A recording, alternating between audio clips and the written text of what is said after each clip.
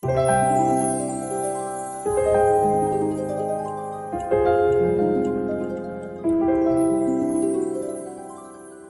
le... Alors ce matin, c'est au feu le... Pas au feu les pompiers. Hein. Au feu le serpent. Amen. Alors on va ensemble lire ce texte que nous retrouvons dans le livre des Actes. Une fois hors de danger, nous reconnûmes que l'île s'appelait Malte. Les barbares nous témoignèrent une bienveillance peu commune. Ils nous recueillirent tous auprès d'un grand feu qu'ils avaient allumé parce que la pluie tombait et qu'il faisait très froid. Paul, ayant ramassé un tas de broussailles et l'ayant mis au feu, une vipère en sortit par l'effet de la chaleur et s'attacha à sa main. Quand les barbares virent l'animal suspendu à sa main, ils se dirent les uns aux autres, assurément cet homme est un meurtrier, puisque la justice n'a pas voulu le laisser vivre après qu'il a été sauvé de la mer. Paul secoua l'animal dans le feu et ne ressentit aucun mal. Amen. On va prier ensemble, si vous voulez bien, demander à Dieu toute sa grâce sur ces moments ensemble où nous allons partager la parole de Dieu. Seigneur, nous voulons te bénir et te louer parce que c'est vrai, comme nous l'avons chanté, nous sommes forts et nous sommes plus que vainqueurs, et ce matin nous savons que c'est plus qu'une formule, c'est une réalité. Cette réalité peut devenir réalité que si dans notre cœur il y a la foi. Et Seigneur, on te prie ce matin de nous renouveler dans la foi. Seigneur, dans la foi de ta parole, et que au travers de ta parole, tu puisses nous amener, Seigneur, toujours plus près de toi, toujours plus à tes pieds. Seigneur, ce matin, on est venu devant ta face parce qu'on a tellement besoin de toi. Parce que, Seigneur, tu es indispensable à notre vie. Tu es non seulement notre salut, mais tu es notre raison de vivre. Et ce matin, nous voulons te bénir et te louer dans le nom de Jésus. Amen. Amen. Je crois sincèrement que si nous avons cette scène devant nos yeux, décrite avec détail, c'est parce qu'il y a tout un enseignement à tirer dans la parole de Dieu pour nous ce matin. Et je crois que ce qui s'est passé dans la vie de l'apôtre Paul à cet épisode nous enseigne aussi de ce que le Seigneur veut nous faire vivre les uns et les autres. Remarquez bien dans cette histoire que après le naufrage, ils vont se retrouver sur cette île de Malte.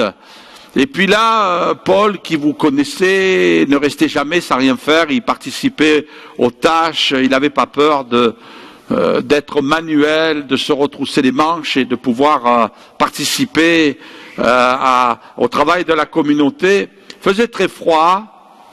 On pourrait dire c'est banal, ça arrive, c'est la saison. Et puis, quand il fait froid, on fait un feu. Peut-être vous avez réallumé le chauffage chez vous parce qu'il faisait froid ces derniers jours. Quoi de plus normal? Et puis là, on prend tous part à l'activité, on va chercher du bois, et puis Paul lui-même participe, il prend un tas de broussailles, et puis il s'approche du feu, et vous avez lu avec moi, par l'effet de la chaleur, il y a comme un sursaut, ce serpent qui était atrophié, qui était endormi en pleine léthargie, va tout d'un coup se réveiller, saisir la main de l'apôtre Paul, le mordre à la main, et Paul, il cherche pas son téléphone portable pour faire le 18, en disant vite le centre antipoison, venez me secourir. Non, il est là, tout confiant, comme si c'était un petit peu naturel, et puis il va secouer l'animal dans le feu, qui va périr dans le feu, et Paul ne ressent aucun effet à tout cela. C'est plus qu'une histoire banale d'une morsure de serpent. Je crois qu'il y a tout un message à l'intérieur. À savoir que le serpent, on est d'accord, depuis l'origine, le serpent dans le jardin d'Éden, qui était un animal des champs, est entré dans le jardin, a séduit Ève, et par la suite, Adam a été séduit. ce serpent que on veut pas voir parce qu'il incarne l'image de l'adversaire. Bien sûr, ne voyez pas dans un serpent ordinaire l'image du diable, mais là, à ce moment-là, il s'est incarné. Je crois qu'il y a un message aussi à cet instant précis, à savoir que quand le climat est froid, l'animal est inerte. Quand un chrétien est froid, l'adversaire n'a rien à faire avec lui. Quand une église est froide, l'adversaire, il se dérange même pas. Le travail est déjà fait. Tout le monde est endormi, tout le monde est en plein sommeil, tout le monde roupille. Le diable, lui, il est tranquille. Mais quand la chaleur du Saint-Esprit, quand la chaleur de la puissance de Dieu se manifeste, alors là, mes amis, il faut s'attendre à ce que le serpent se réveille. C'est comme ça que ça se passe. Et non seulement qu'il se réveille, mais qu'il va occasionner des dégâts. Souvent, nous prions et puis nous avons raison. Seigneur, manifeste-toi. Seigneur, bénis notre Église. Seigneur, bénis ma vie pour que je sois utile, pour que je sois un instrument entre tes mains. Seigneur, sers-toi de moi. Seigneur, fais de ma vie quelque chose qui pourra te glorifier, qui pourra t'élever. Alors là, attendez-vous à ce que le serpent se réveille. Et que non seulement il se réveille, mais qu'il vienne aussi occasionner des dégâts. Et il faut être prêt à cela. Il faut être prêt à ce qu'il y a des moments où ça secoue dans la vie d'un chrétien. Il y a des moments où ça secoue dans la vie d'une église.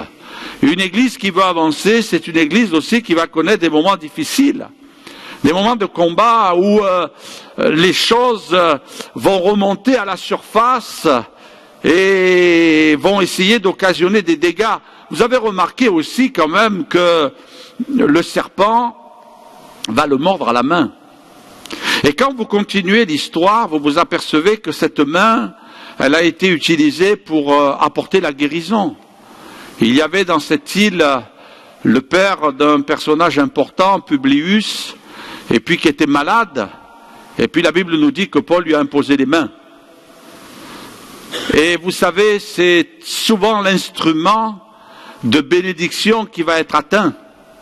C'est souvent là où il va y avoir la puissance de Dieu, la manifestation de la gloire de Dieu que l'ennemi veut attaquer. Il a attaqué la main.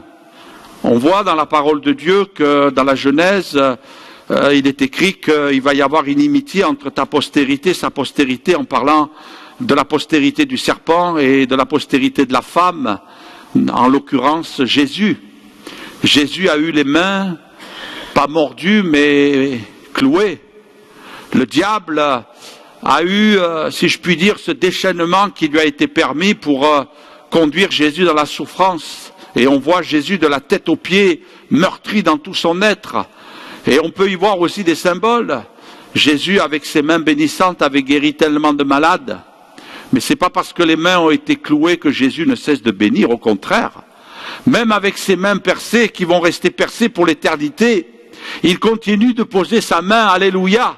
Il continue de bénir parce que le diable n'a pas eu le dernier mot. C'est pas parce que les pieds de Jésus ont été cloués que la terre n'est plus visitée. Les moindres recoins de notre monde, si je puis dire ainsi, eh bien Jésus les visite, alléluia. Jésus bénit dans tous les pays, dans toutes les nations. Jésus agit et glorifie son nom. Et ce matin, nous devons être confiants. L'ennemi pourra attaquer, mais il ne pourra jamais nous arrêter. Il peut essayer de nous stopper, mais il ne pourra jamais empêcher l'œuvre de Dieu d'aller de l'avant. On peut brûler des églises, mais il y a toujours des âmes qui se convertissent. On peut brûler des murs, mais on ne détruira jamais la foi que Jésus a mis dans les cœurs. Parce que c'est nous les pierres vivantes. Amen. C'est pas les murs. Et vous savez, on entend de ci et de là des chrétiens qui sont persécutés. Je crois que cette semaine, il y a eu toute une famille de pasteurs qui a été tuée, exécutée par des islamistes. et qui ont voulu essayer d'éteindre la foi, mais ils n'y arriveront pas. Ils n'y arriveront pas et ils n'empêcheront pas l'œuvre d'aller de l'avant, parce qu'il y a des centaines, des milliers de gens qui quittent l'islam et qui se convertissent à Jésus, il faut avoir le courage de le dire. Et aujourd'hui, on sait une chose, c'est que si le diable se sert de ses moyens pour persécuter l'Église, il pourra mordre, mais il sera secoué dans le feu. Et c'est pour cela que ce matin, nous pouvons déclarer au feu le serpent, parce que nous sommes dans la foi en Jésus. Le diable attaque toujours là où l'œuvre de Dieu s'accomplit. On a eu la semaine dernière la joie d'avoir parmi nous le pasteur Dan Luten, qui nous disait que dans ses tournées, alors qu'il annonce l'évangile, il prêche l'évangile au travers du chant, de la musique, du témoignage, eh bien, qu'il y a eu des moments où l'ennemi a voulu attaquer, pas sa main, mais sa voix, ses cordes vocales, et qu'il était complètement aphone dans toute une tournée. Et cette tournée, je ne sais pas si vous vous rappelez, se terminait chez nous. Et puis dans le cadre de cette tournée, il a été complètement aphone. L'ennemi a voulu l'arrêter, le stopper. Et tout le monde, tous les musiciens étaient inquiets parce que le concert arrivait le soir et il n'avait plus de voix. Quand il parlait, on entendait quelques murmures, mais il n'y avait plus de voix et tout le monde se disait mais comment ça va se passer? Eh bien, il a compté sur la grâce de Dieu. Au dernier moment, le Seigneur lui a redonné la voix. Parce que l'ennemi fait toujours une œuvre qui le trompe. Ce qu'il faut, c'est être confiant. Oh, peut-être on a le droit d'être en état de panique. Oh, je me suis fait mordre. Ah, je passe par un moment difficile. Depuis le moment où je me suis levé pour servir le Seigneur, l'ennemi essaie de me stopper. C'est vrai. Mais nous devons rester confiants. Et savoir avoir le discernement pour démasquer le serpent. Je crois que l'apôtre Paul nous donne un enseignement nous montrant finalement qu'il suffit de mettre notre confiance dans le Seigneur, de nous appuyer sur lui, et ainsi de localiser où est le problème, et de ne pas se meurtrir outre mesure pour faire l'œuvre de l'ennemi, mais au contraire de le démasquer, de le dévoiler. L'ennemi se cache, comme ce serpent s'est caché dans la broussaille. Comme ce serpent peut être confondu, peut-être à un morceau de bois, il essaiera toujours de se dissimuler. Il n'a plus rien à voir avec le lion rugissant qui va chercher qui il pourra dévorer. Là, c'est le serpent qui se cache, qui se dissimule, pour savoir qui il pourra mordre. Qui pourrais-je mordre pour le stopper? Mais nous devons rester confiants. Parce que le Seigneur nous a donné autorité. Voici les miracles qui accompagneront ceux qui auront cru. Le Seigneur a dit, ils saisiront des serpents. Moi, vous savez, ce n'est pas une activité que j'ai tous les jours, ça. On est d'accord? Hein? Je ne sais pas si ça vous enchante de saisir des serpents. Qu'est-ce que le Seigneur veut nous dire? Bon, on comprend, ils imposeront les mains aux malades. Bon, ok, il y a beaucoup de malades, on prie pour eux, ça c'est régulier. D'accord? Ils parleront de nouvelles langues, alléluia, le baptême du Saint-Esprit, on y croit, le feu de Dieu. Mais saisir des serpents, boire des breuvages mortels, ça ne nous arrive pas tous les jours, ça. Mais le Seigneur nous montre qu'il nous a donné autorité. Et de quel serpent parle-t-il? Sinon des actions, des assauts, des œuvres de l'ennemi. Et il faut savoir le démasquer, parce qu'il se cache, il se dissimule. Il se cache. Il se cache quelquefois parmi les croyants. Vous connaissez l'histoire de Simon le magicien. La Bible nous parle de son histoire. Alors bon, j'ai plus ou moins limité la lecture des premiers textes, mais il nous est parlé de Philippe qui est allé prêcher, l'évangéliste Philippe qui est allé prêcher en Samarie. Et là, il y a eu des conversions, il y a eu des miracles, il y a eu quelque chose de merveilleux, et parmi eux, un personnage particulier, Simon le magicien. Il trompait les gens, certains croyaient que c'était la puissance de Dieu, et même les gens étaient attirés par lui. Attention à la contrefaçon. Quelqu'un disait que le diable c'est le singe de Dieu, il reproduit les choses de Dieu. Faisons attention, ayons du discernement. Malheureusement, l'évangéliste Philippe n'a pas eu tout à fait le discernement. Alors il a vu que Simon a cru, Mais il n'a fait que croire. La Bible dit que les démons croient. Et ils tremblent. Et là, il n'est pas allé plus loin. Ah, s'il avait été dans mon équipe, Philippe, j'aurais dit, Philippe, écoute, on ne baptise pas comme ça ici. Hein. D'abord, il faut faire un petit entretien avec le pasteur. Et là, on va essayer d'écouter le témoignage du gars. Alors, je ne sais pas, peut-être je me serais fait avoir aussi. Hein. Pas de prétention quand même. Mais toujours est-il qu'il s'est laissé avoir. Et donc, il nous a dit que Simon, le magicien, il a cru, mais il n'est pas dit qu'il s'est repenti. Il n'est pas dit qu'il s'est converti. Et donc, Philippe l'a baptisé. Mais il y en a un peu plus avisé, comme quoi c'est bien de travailler en équipe. Et là, il y a l'apôtre Pierre et Jean qui débarquent en Samarie après la conversion des gens. Ils imposent les mains aux gens pour qu'ils reçoivent le baptême du Saint-Esprit parce qu'ils veulent les conduire plus loin. Et les gens reçoivent le baptême du Saint-Esprit. Ils sont baptisés du Saint-Esprit. Il y a le parler en langue. Et là, Simon le magicien, c'est là qu'il dit « Oh, quel pouvoir! Celui-là, je ne l'ai pas. J'en ai quelques-uns, mais celui-là, je ne l'ai pas. Alors écoutez, avec mes activités, je gagne beaucoup d'argent. Alors voilà une petite liasse de billets. Donnez-moi le même pouvoir afin que moi aussi, quand j'imposerai les mains, le Saint-Esprit descende sur les gens et que, sous-entendu, les gens me versent quelques petites sommes aussi que je puisse vivre. Hein, c'est tellement important. Et alors Pierre, là, il s'est pas fait avoir. Qu'est-ce qu'il va dire? Que ton argent périsse avec toi, puisque tu as cru que le don s'acquérait à prix d'argent. Il n'y a pour toi ni part ni lot dans cette affaire, car ton cœur n'est pas droit devant Dieu. Repens-toi. Ah, enfin, le mot est sorti. Donc de ta méchanceté. Et prie le Seigneur pour que les pensées de ton cœur te soient pardonnées s'il est possible, car je vois que tu es dans un fiel amer et dans les liens de l'iniquité. Vous savez, le diable essaie avec ses agents, parce que là, on comprend que Simon est un agent, il essaie de s'immiscer dans l'Église, dans le cœur de l'Église, où même là, à ce moment-là, il y a le feu, vous savez, le feu du réveil, il y a le feu des miracles, il y a le feu du Saint-Esprit, il y a le feu des baptêmes du Saint-Esprit, paf, c'est en train de sortir. Et là, il essaie de mordre, mais Pierre, il se laisse pas voir. Il disait là, tu es dans un fiel amer et dans les liens de l'iniquité. Il l'a dénoncé. Il a dénoncé, parce que il essaie de s'infiltrer, l'ennemi, hein. Et quelquefois même, il peut aussi, ça peut nous surprendre, mais c'est quand même important, parce que c'est le domaine où on peut se laisser avoir, et l'ennemi essaie de nous infiltrer au travers de nos pensées.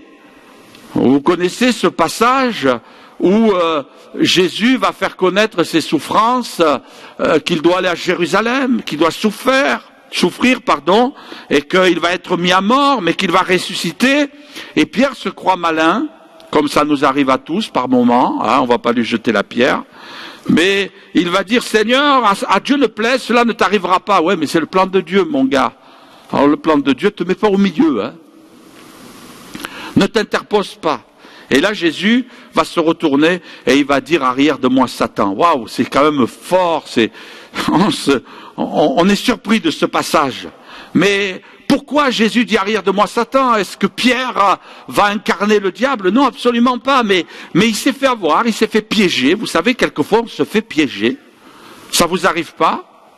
Vous priez le matin, vous dites Seigneur, garde-moi aujourd'hui, que vraiment ça se passe bien au travail, que ça se passe bien, Seigneur, dans toutes mes activités de la journée. C'est déjà bien de prier, parce que quand on prie pas, c'est pire.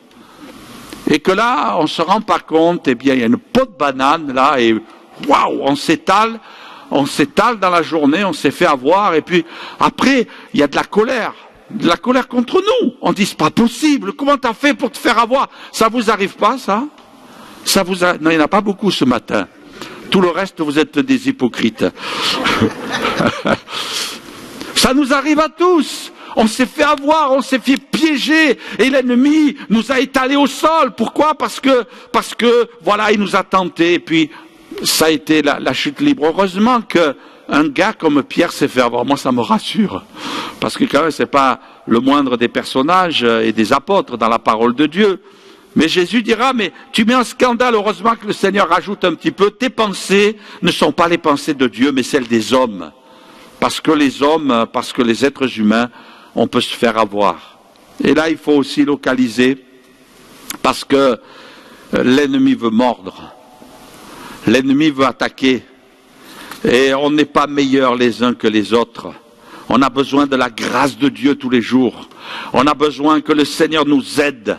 Et qui que nous soyons, quel que soit le nombre d'années de conversion, on a besoin de plier le genou tous les jours pour venir chercher sa force, pour venir chercher sa puissance, pour venir chercher son aide et lui dire Seigneur, garde-moi dans mes pensées aussi, parce que souvent les pensées, et si Dieu le permet, on développera un peu plus ce sujet la semaine prochaine.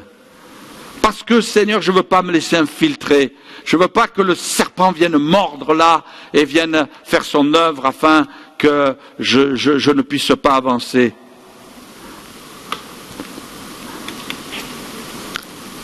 L'ennemi agit aussi au travers de notre chair.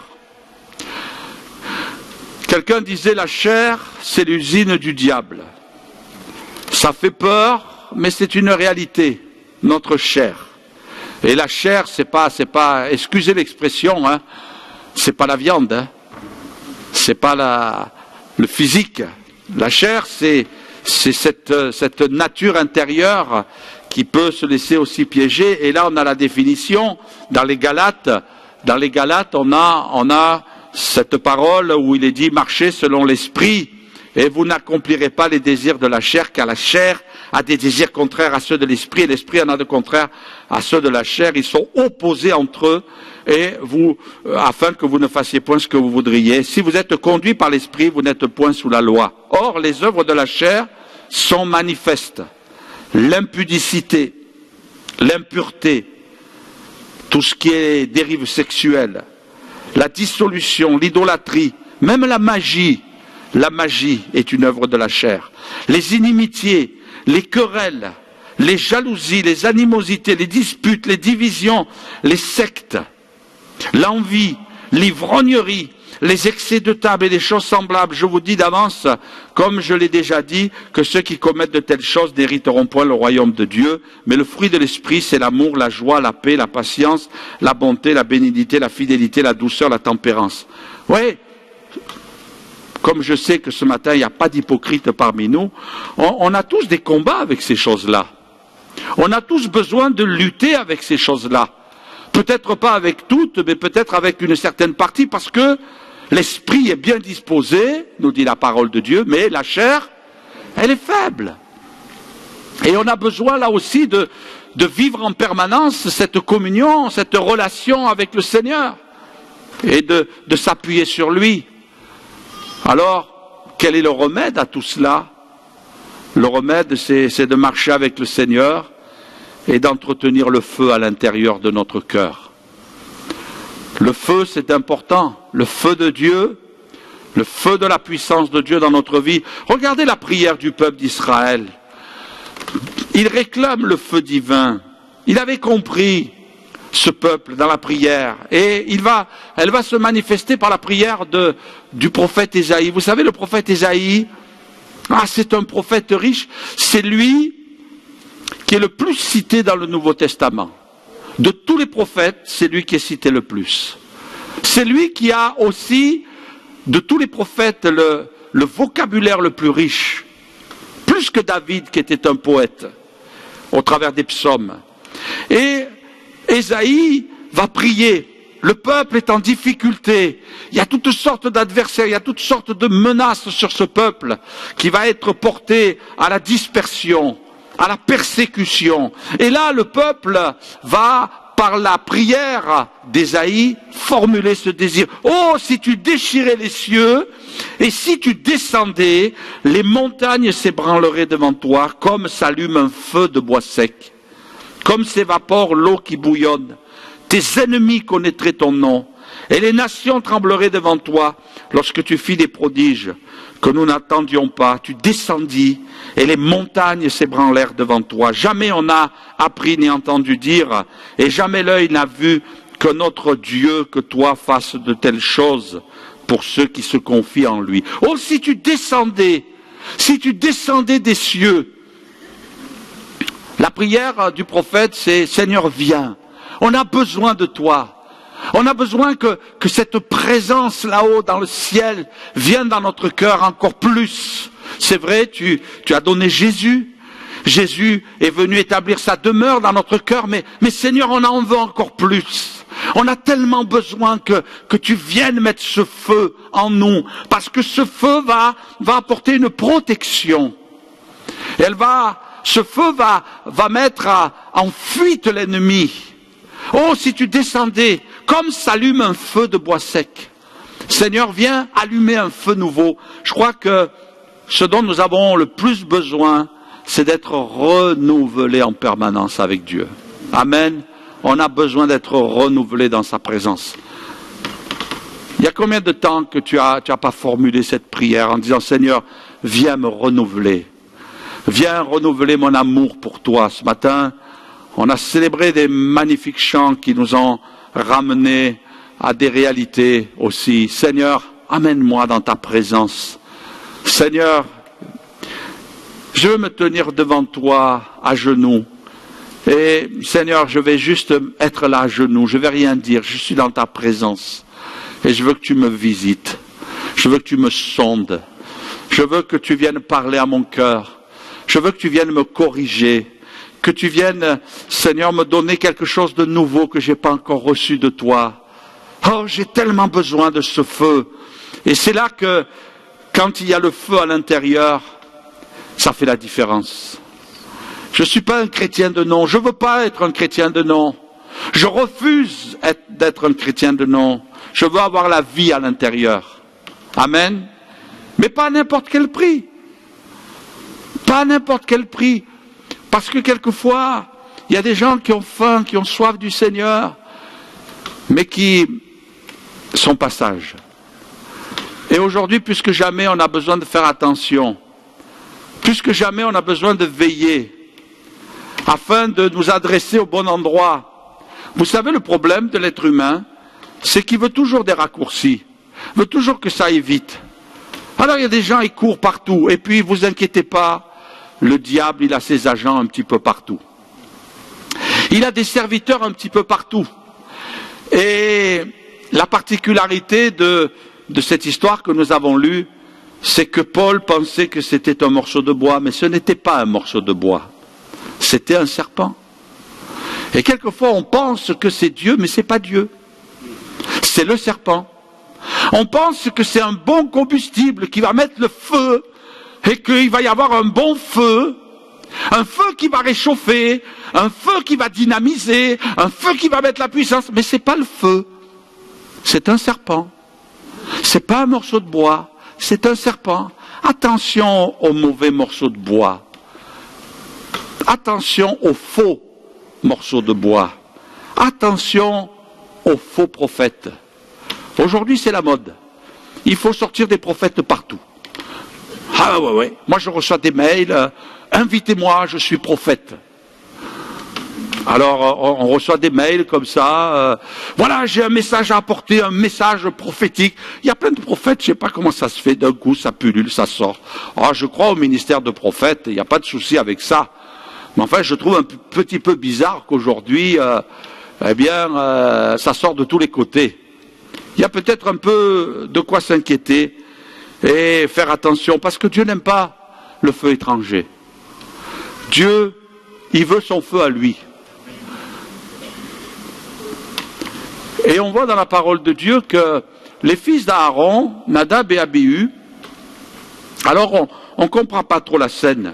Nadab et Abihu prirent chacun un brasier, ils mirent du feu, et ils posèrent du parfum dessus, et ils apportèrent devant l'Éternel du feu étranger, ce qui ne leur avait été point ordonné. Alors le feu du jugement, là c'est pas le même feu, hein. Le feu du jugement sortit de devant l'Éternel, les consuma, et ils moururent devant l'Éternel. Paf! Ça fait peur, ça. Vous savez, quand on s'adonne au feu étranger, on va vers la mort spirituelle. Et je peux vous dire que nous, les pasteurs, on est avisés. Quelquefois, il y a des gens, ils veulent aller chercher le feu, mais ils s'adressent à la mauvaise personne, parce que pour avoir le feu, il y a un prix à payer. Pour avoir le feu de Dieu, il y a un prix à payer. Vous le connaissez, on va en parler dans quelques instants. Et il n'y a pas de raccourci pour avoir le feu de Dieu. Et là, on cherche des raccourcis. Aujourd'hui, les gens vont courir à droite, à gauche. Mais vous savez quoi? C'est que non seulement, quelquefois, ils finissent complètement déboussolés, ceux qui vont courir à droite, à gauche, mais quelquefois, on les retrouve en psychiatrie. Et ils se disent, oh, ben, qu'est-ce qui m'arrive? C'est étrange. Ben oui, mais attends, si tu vas te mettre au feu de l'ennemi, tu vas te brûler les ailes. Ça va mal aller pour toi. Alors bon, on ne veut pas non plus essayer de faire peur aux gens, mais soyez prudents, soyez intelligents, n'avalez pas n'importe quoi. Faites attention quand vous allez sur Internet, parce que là, il y a pas mal de timbrés, il y a pas mal de gens qui sont complètement déglingués. Et je peux vous assurer qu'il faut faire très attention à ça. Ne courez pas à droite, à gauche. Parce qu'ils reçoivent, tous ces prophètes, ils reçoivent un appel pour venir à Paris, ou dans la région parisienne. Et puis, ce qui les intéresse, c'est pas trop votre âme, c'est surtout votre porte-monnaie. Parce qu'il faut y aller avec. Et je crois qu'il faut être sage. Parce que le feu étranger, celui qui n'est pas de Dieu, il peut nous détruire. Il peut détruire votre foi. Je prie très très souvent pour les gens qui ont été déçus, qui ont été trompés par des gens qui se sont déguisés en bergers, mais qui à l'intérieur étaient des loups ravisseurs. Et il y a des gens, mes amis, qui sont sur le carreau dans notre pays. Il y a des gens qui sont déçus, ils ne veulent plus entendre parler d'église. Ils ne veulent plus entendre parler de communion fraternelle. Ils ne veulent plus entendre parler de prédication parce qu'ils sont tombés entre les mains de gens qui maniaient le feu étranger. Et ça les a détruits. Et vous savez, c'est terrible quelquefois, nous les pasteurs, on est là en train de réparer des âmes qui ont été détruites de cette manière-là.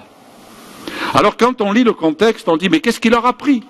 Ils n'avaient pas le droit de faire ça. C'est Dieu qui a allumé le feu sur l'autel d'Airain.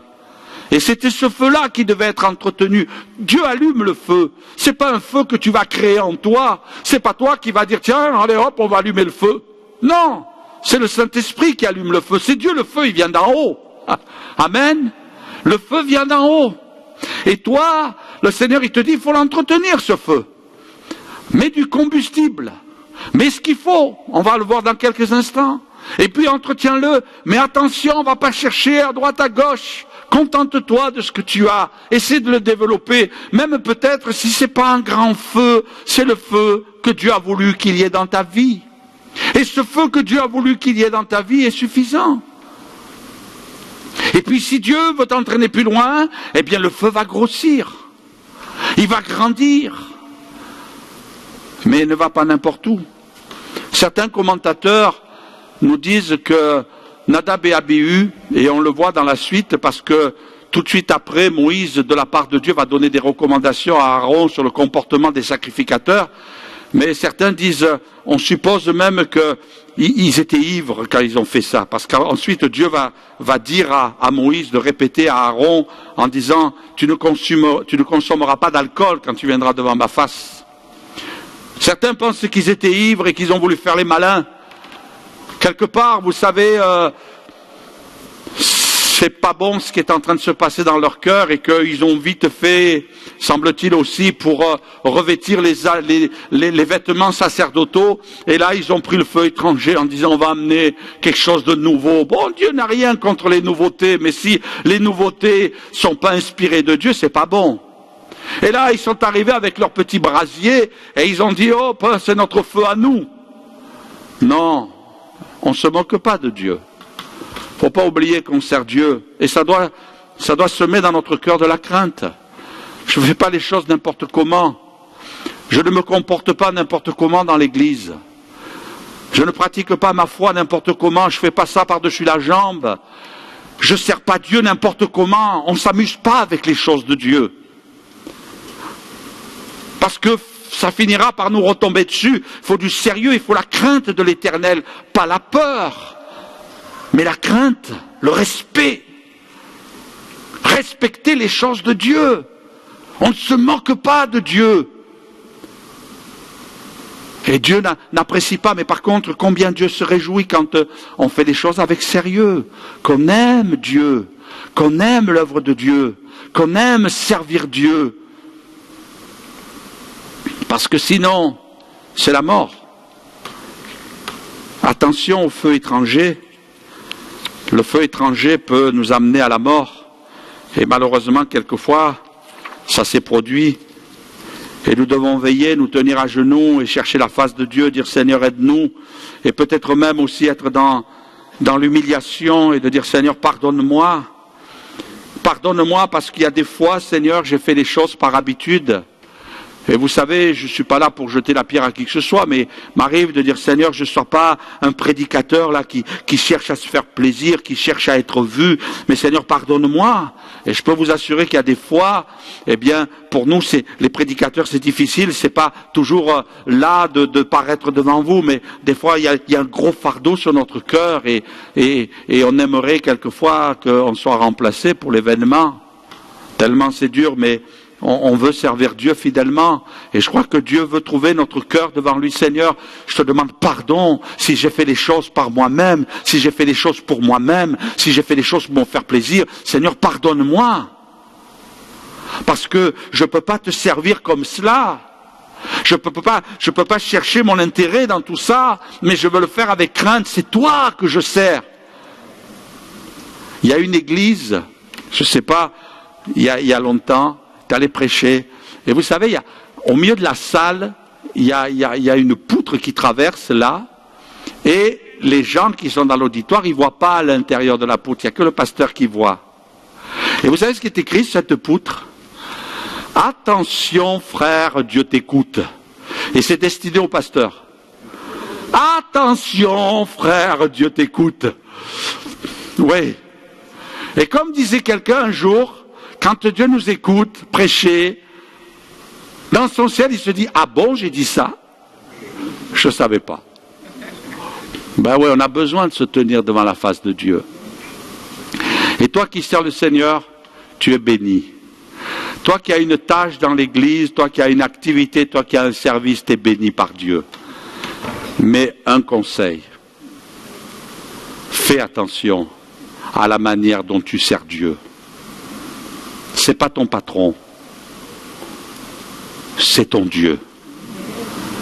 Fais attention à la manière dont tu sers Dieu. Fais attention au comportement que tu as devant Dieu.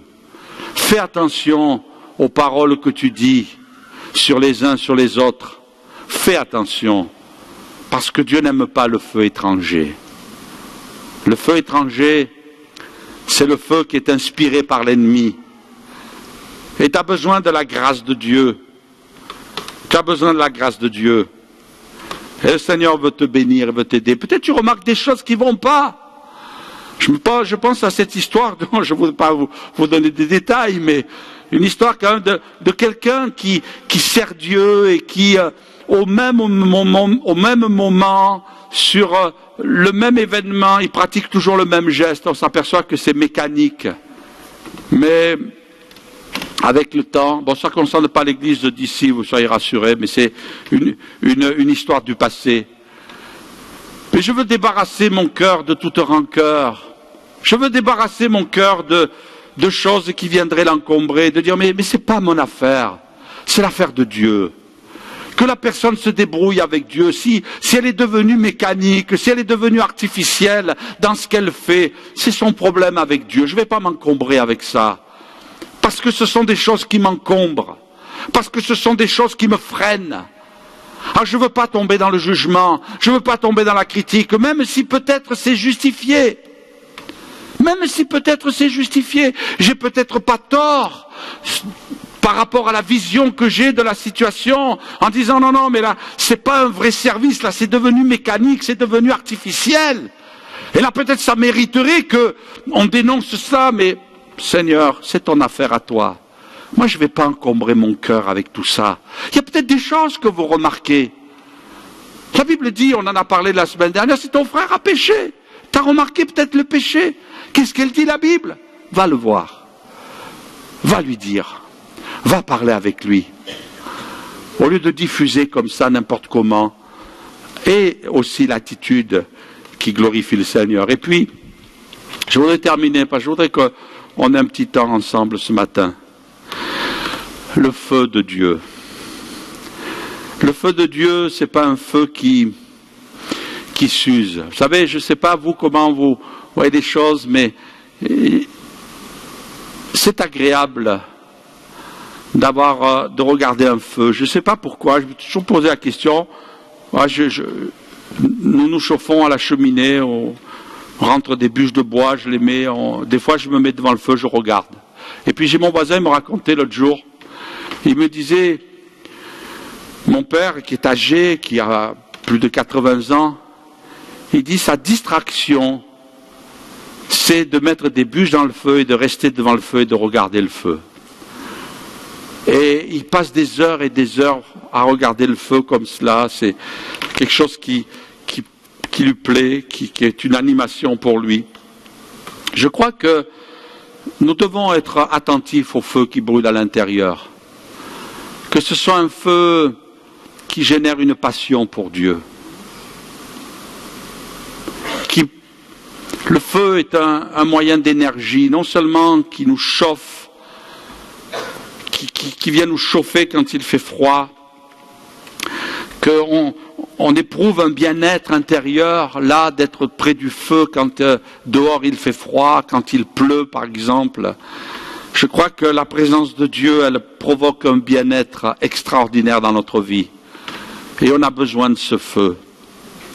On a besoin de ce feu. Et que Dieu allume ce feu. Qu'est-ce qu'elle nous dit la Bible? Jean-Baptiste dira au sujet de Jésus, moi je vous baptise d'eau pour vous amener à la repentance, mais celui qui vient après moi, il est plus puissant que moi, et je ne suis pas digne de délier la courroie de ses souliers. Et il dira, lui, il vous baptisera de Saint-Esprit et de feu. Finalement, je m'aperçois que non seulement il y a le baptême du Saint-Esprit, mais la Bible me dit, il y a le baptême de feu aussi. Comme si le Seigneur me dit, il y a deux baptêmes. Peut-être qu'on peut dire qu'il n'y en a qu'un seul. Et que dans ce baptême-là, il y a le baptême du Saint-Esprit, et puis il y a le feu du Saint-Esprit. On peut l'interpréter de différentes manières. Moi, je pense que quand il y a le baptême du Saint-Esprit, on n'est pas arrivé au bout. C'est un petit peu comme le baptême d'eau. Le baptême d'eau, c'est le démarrage. Et on dit souvent à ceux qui se font baptiser, oh, c'est un beau jour, hein. Vous allez vous faire baptiser d'eau, on va vous passer dans le baptistère, on va vivre cet événement avec vous. Mais attention, c'est que le début. Parce que finalement, il faudra marcher dans la vie chrétienne. Quelque part, le baptême du Saint-Esprit, c'est une belle étape aussi.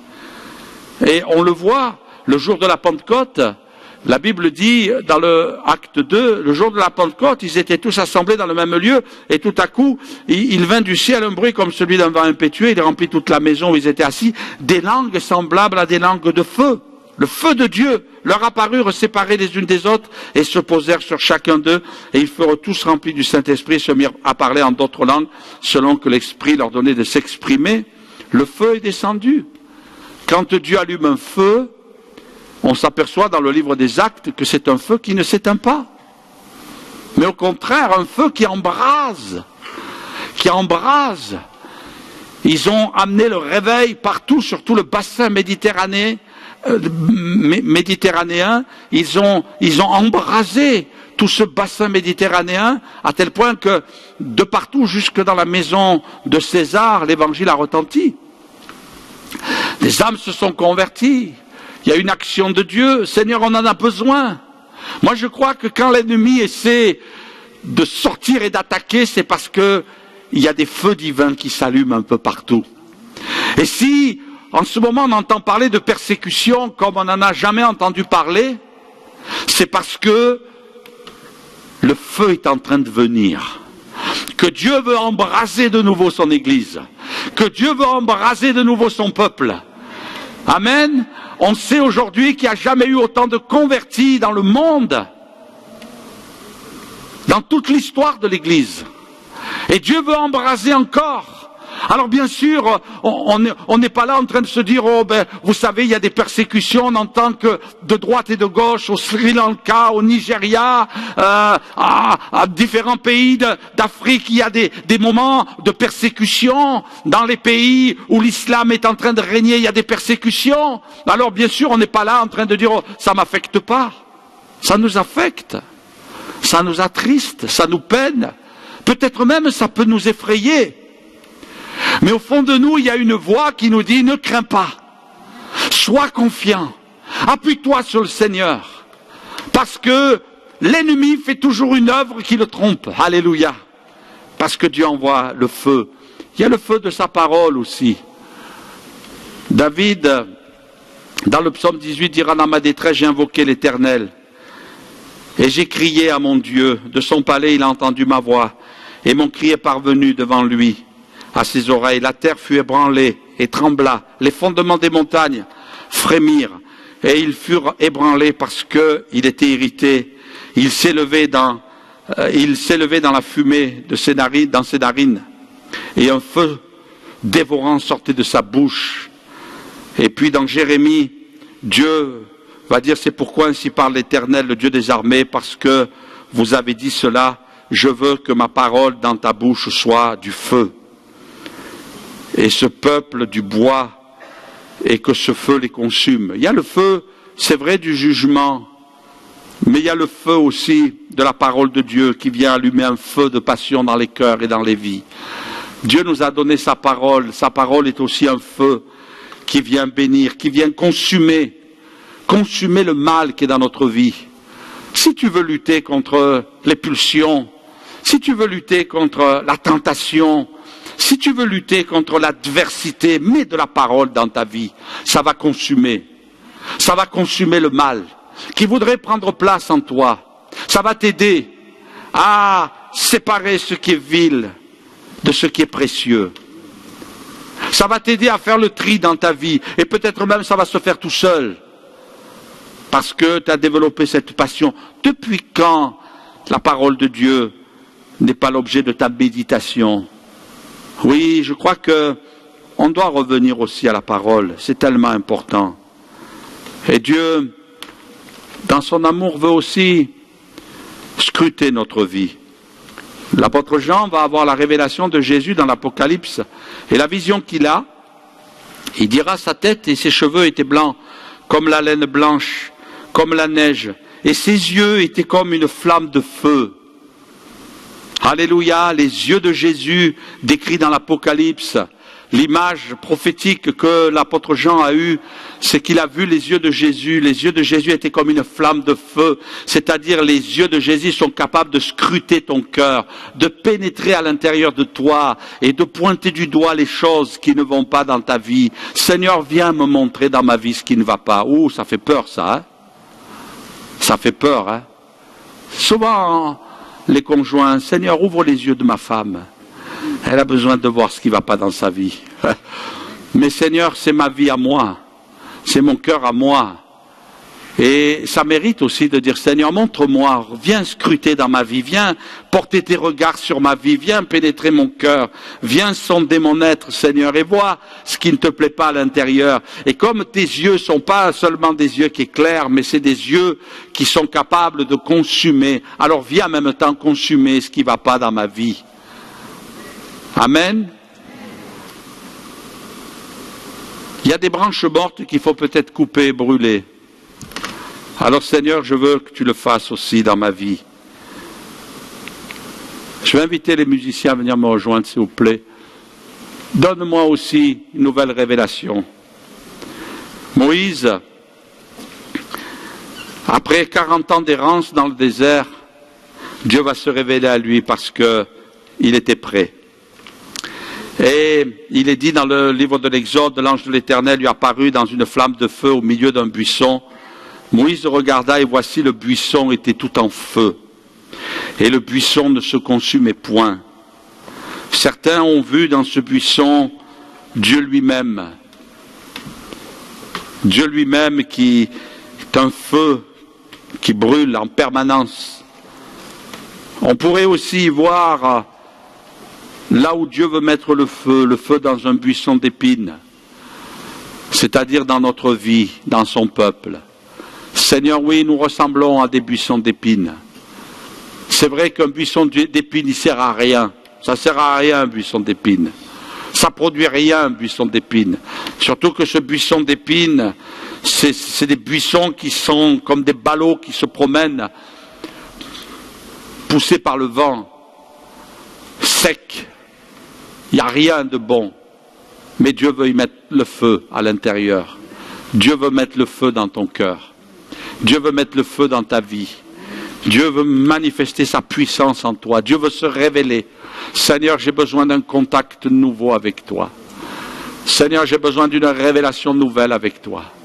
Seigneur, j'ai besoin que, comme tout à nouveau, tu paraisses dans ma vie. Alléluia, il y a le feu de Dieu. Amen. Et ce feu, pour le peuple de Dieu, c'est un feu de puissance, c'est un feu de gloire, c'est un feu divin. Mais pour l'ennemi, c'est un feu de jugement. La Bible me dit, dans le livre de l'Apocalypse, c'est le diable qui les séduisait, fut jeté dans les temps de feu et de soufre, où sont la bête et les faux prophètes. Ils seront tourmentés jour et nuit, au siècle des siècles. Trop souvent, on voit des chrétiens qui ont peur des assauts de l'ennemi. On voit trop souvent des chrétiens qui sont timorés, sont là dans la crainte et ont peur d'éliminer de leur vie tout ce qui pourrait nuire à leur avancement spirituel. Ils ont peur de ce serpent qui attaque. Ils ont peur d'aller plus loin. Ils ont peur de grandir avec Dieu. Ils ont peur de faire le pas avec Dieu. Ils ont peur de s'engager dans le baptême d'eau. Parce qu'ils se disent, ça risque de mordre. Ça risque de mordre dans la famille. Ma famille, elle est pas favorable. N'aie pas peur. Ne donne pas la victoire à l'ennemi. Oh, je ne veux pas trop avancer avec Dieu, je ne veux pas trop grandir avec Dieu, parce que l'ennemi peut attaquer. Mais regardez Paul, par la foi, il a secoué l'animal dans le feu. Et il a dit non, non. Parce que le feu qui était à l'intérieur du cœur de Paul était supérieur à la puissance de l'ennemi. Et finalement, quand Paul a secoué le serpent dans le feu, par la foi, il lui a dit, ta place, elle n'est pas là. Ta place, elle n'est pas à me mordre la main, c'est pas ta place là, tu vas pas y rester là, mon gars. Excusez-moi l'expression. Tu vas pas y rester là. Ta place, c'est le feu. Là, tu fais qu'un petit passage. Tu m'as mordu, ça a fait mal. Il y a peut-être une douleur. Mais tu vas aller dans ta destinée. Parce que ta destinée, c'est le feu. Moi, j'ai le bon feu à l'intérieur. Et tant que j'ai le bon feu, je peux lutter contre ce serpent. Et je crois que Jésus a eu plus qu'une morsure. Il a été blessé de la tête aux pieds pour que le serpent aille dans le feu. Et c'est la raison pour laquelle la Bible dit qu'il n'y a plus de condamnation pour ceux qui sont en Jésus.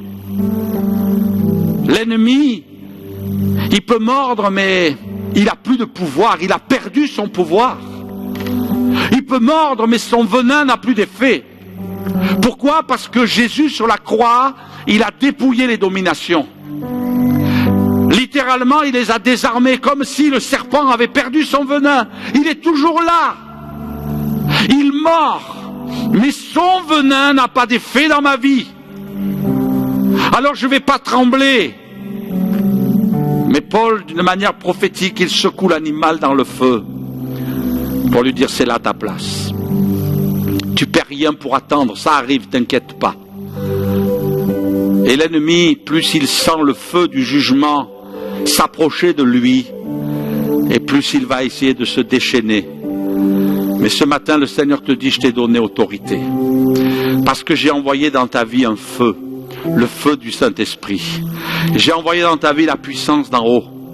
Alors ne sois pas dans la peur, ne sois pas dans l'inquiétude, ne sois pas dans la défaite, ne sois pas là prisonnier de l'ennemi qui essaie de faire de toi son esclave et te dire tu t'en sortiras pas, tu te relèveras pas, tu te rétabliras pas. Non, je lève mes yeux vers le Seigneur. Et je sais que ce matin, là où je suis à ma place, alors que peut-être je me sens comme dans un monde où le froid est en train de régner, mais Seigneur, moi je me rapproche de ton feu à toi. Et je viens dans ta présence, Seigneur. Et ce matin, j'ai peut-être quelque chose à secouer dans le feu, que l'ennemi a essayé d'agripper dans ma vie, mais ce matin, je veux prendre la victoire. Je veux prendre la victoire. Et je veux compter sur ta grâce. Si face à l'adversité, face au combat, face aux difficultés, au lieu de gémir, au lieu de pleurer, au lieu de se décourager, au lieu de baisser les bras et de dire j'arrête, stop, terminé, et de me mettre dans mon coin, si seulement tu apprenais à plier les genoux devant Dieu et à réagir avec foi, en te disant au fond de toi, tiens, l'ennemi veut m'attaquer, ben je vais riposter. Il veut avoir ma peau, mais il faut qu'il paye cher. Ça ne va pas se passer comme ça. Non pas parce que je pense que moi je suis capable, mais celui qui est en moi, lui est capable. Et ce matin, le Seigneur veut te bénir. Alors on va fermer nos yeux quelques instants dans la présence de Dieu. Et peut-être que ce matin, dans ce lieu, il y a quelqu'un qui a besoin de secouer le serpent dans le feu. Tu as besoin de secouer le serpent dans le feu parce que c'est par l'effet de la chaleur qu'il sort. Et ce matin, tu es dans la chaleur de sa présence. Tu es dans sa maison ce matin. Tu es dans son église.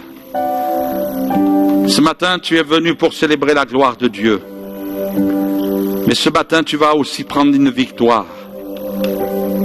Parce que si toi, tu aimes le feu de Dieu, l'ennemi, lui, il ne l'aime pas. Et là, ce matin, tu peux commencer à dénoncer, à dire là, je secoue, dans cette situation-là, je secoue le serpent dans le feu. C'est vrai, je suis blessé parce que je suis en train de vivre. C'est vrai, je souffre. C'est vrai, je ne comprends pas. C'est vrai, peut-être j'ai du regret, j'ai du remords. C'est vrai, il y a peut-être des larmes dans mon cœur, comme la morsure d'un serpent. Mais ce matin, je vais prendre la victoire dans le Seigneur. Et je vais dire au feu le serpent. Au feu le serpent. Je te secoue dans le feu ce matin. Par la foi. Et tu vas voir la victoire de Dieu. Mon frère, ma sœur, laisse-moi te dire que si tu agis de la sorte, tu vas voir les résultats. Il y a quelque chose qui va se passer. Secoue le serpent dans le feu. Ne laisse pas la situation s'installer. Ne laisse pas l'œuvre de l'ennemi se poursuivre. Mais ce matin, secoue le serpent dans le feu.